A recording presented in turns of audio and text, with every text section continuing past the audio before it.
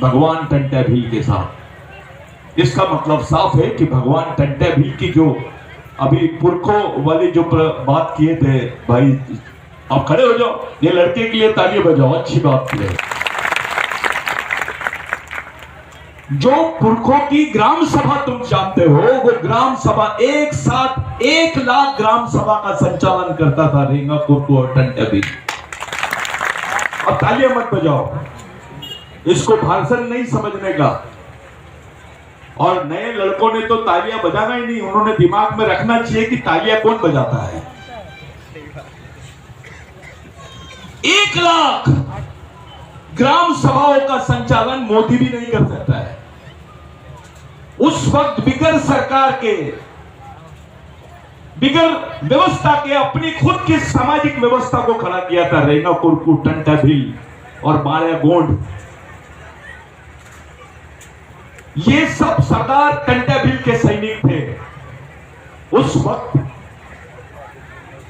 ये संघर्ष क्या संघर्ष था, इसको थोड़ा समझाने की जरूरत है। ये जो हमारी मां बहनें हैं ना, चाहे गोंड हो, कोरकू हो, भील हो, बारेला हो या अन्य आदिवासी हो, इनको ब्लाउज पहनने की भी परमिशन नहीं थी। मैं क्या बोल रहा हूं, ध्यान से सुनो। ये जो हमारी मां बहनें ब्लाउज पहनती है, इसकी परमिशन नहीं थी यहां। ये ब्लाउज के बदले हमारे लोगों से टैक्स लेते थे। जब ये बात भगवान टंट्या भील को समझ में आई तो पूरे सह्याद्री नहीं, सतपुड़ा के बेल्ट में ये जो पहाड़ है, इस पहाड़ी क्षेत्रों में टंट्या भील ने अपनी अदालत शुरू कर दी। उनका सबसे वफादार सैनिक था रेंगा कुरकू, उनका सबसे वफादार सैनिक था बाल्या गोंड, और टंट्या भील ये भगवान के माफिक पूरे समाज का संचालन करता था। वहां कोरकू, गोंड, भील, ये जितने आदिवासी समूह के लोग हैं और जो किसी भी समाज का रहे, अगर वो गरीब है तो वो टंट्या भील की अदालत में आता था। जिस भगवान को आपने यहां पर देखा है, मैं क्यों बोल रहा हूं ये, आप लोगों को बहुत सारे लोग आएंगे, कुछ भी बताएंगे। ये सच्चाई है जो मैं तुमको बताना चाहता हूं। आप थोड़ा सोचिए, अगर आपकी मां और बहन को ब्लाउज नहीं पहनने दिया गया और ब्लाउज पहनेगी तो टैक्स लगा दिया गया, ऐसी व्यवस्था किस देश में थी? इस देश में थी। आपको गुनहगारी जमात बोलते थे। आदिवासियों को मारने पर किसी के ऊपर केस नहीं लगती थी, उसको क्रिमिनल ट्राइबल बिल बोलते हैं। गुनहगारी जमात का बिल, जिसको इंग्लिश में क्रिमिनल ट्राइबल बिल बोलते हैं, पूरे विश्व में ऐसा बिल किसी देश में नहीं था जो आदिवासियों के खिलाफ में भारत में था। उस बिल के खिलाफ में टंट्या भील ने बगावत किया। उसने बोला पूरे कपड़े पहनने का अधिकार सबको है, हमारी मां बहनों को कपड़े पहनने का अधिकार है। जिस अंग्रेज अफसर ने और जिस जमींदारों ने इस कानून को बनाया था और जहां पे करते थे, टंट्या भील ने उनके दोनों हाथ काट डाले थे। और वहीं से ब्रिटिश शासन ने इस बात को मान्य किया कि टंट्या भील ने जो आंदोलन चलाया है वो सही आंदोलन है कि आदिवासी महिलाओं को ब्लाउज पहनने पर टैक्स नहीं लगाना चाहिए।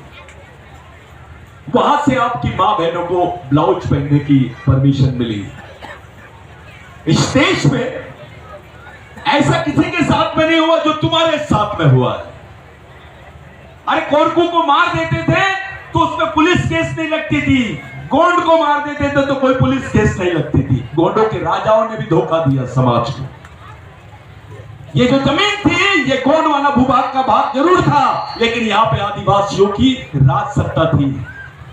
हमारे राजाओं ने आदिवासियों की खुद की जमीन को सरकार को दे दिया ज्यादा राजस्व लेने के लिए, जिसको रॉयल्टी बोलते हैं। और रॉयल्टी के चक्कर में राजाओं ने समाज की जमीन को भी अपनी जमीन बताया। और यही कारण है आज ये जंगलों में हमारे लोग भूमिहीन है। छोटी छोटी 3 एकड़, 4 एकड़, 5 एकड़ जो जमीन आपको मिली है, इसका इतिहास आपको मालूम होना चाहिए। भगवान टंट्या भील ने 2 बातें बोला, तब यहां पर इनकी ये अहिल्याबाई होलकर, इनका इंदौर में वो राज ये चलता था। यहाँ पे एम्पायर यानी संयुक्त रूप से अंग्रेज और यहाँ की हुकूमत वाले लोग काम कर रहे थे। जिसको कॉलिशन गवर्नमेंट बोलते हैं हम लोग। तो वो जो कॉलिशन गवर्नमेंट थी, वो गवर्नमेंट में टंटा भिल ने एक फतवा जाहिर किया था, जिसने जमीन पर सर टेक दिया, जमीन उसकी हो जाना चाहिए। एक लड़ाई लड़ी। पहले आप भूमिधारी थे। भूमिधारी का मतलब होता है भूमि को धारण करने वाला। जो टंटा भिल का संघर्ष था, रेंगा कोरकू का संघर्ष था, इसमें कम से कम 5000 लोगों को मारा गया। और मारने के बाद ऐसे करते नहीं थे, उनके पहले मारते थे उनको और उनके हाथ काट के दफनाते थे, उनकी बॉडी को फेंकते थे। ये मेलघाट से, परिसर से लेकर तो पूरा खंडवा से आगे जितना सतपुड़ा का पहाड़ है जो गुजरात बॉर्डर तक के जाता है, वो वहां तक टंटा भिल की सल्तनत थी, वहां तक रेंगा कोरकू का काम था। साथियों, टंटा भिल के आंदोलन की वजह से यहाँ का आदिवासी, यहाँ का ब्राह्मण, यहाँ का ओबीसी, यहाँ का मुस्लिम, यहाँ का क्रिश्चियन भूमि धारक नहीं, भूमालक बना। उसको जमीन के मालकी पट्टे मिले और आप बोलने लगे कि मेरी 5 एकड़ जमीन है, मेरी 10 एकड़ जमीन है, मेरे 2 एकड़ जमीन है। ये जमीन देने वाले भगवान का नाम है टंटा भिल। मैं आपसे पूछना चाहता हूं, जब सरकार नहीं थी, जब संविधान नहीं था, तो हमारे जिंदा रहने का अंतिम साधन क्या था? जमीन, खेती। उसकी वजह से हम लोग जिंदा रहते थे और उस खेती को देने वाले भगवान का नाम है टंटा भिल, बिरसा मुंडा, रेंगा कोरकू। आपसे किसी ने पूछा, अपने दिल पे हाथ रखो, आपका बच्चा आज कपड़े पहन रहा है, आपका बच्चा रोटी खा रहा है, अपने दिल पे हाथ रख के पूछिए, कौन से भगवान ने तुमको जमीन दिया है?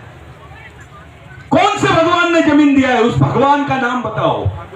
कौन से राजा ने जमीन दिया? उस राजा का नाम बताओ। नहीं तो मैं आपको बता रहा हूं, आपको भगवान यानी आपको जमीन देने वाले भगवानों का आपने यहां पर पुतले का अनावरण किया।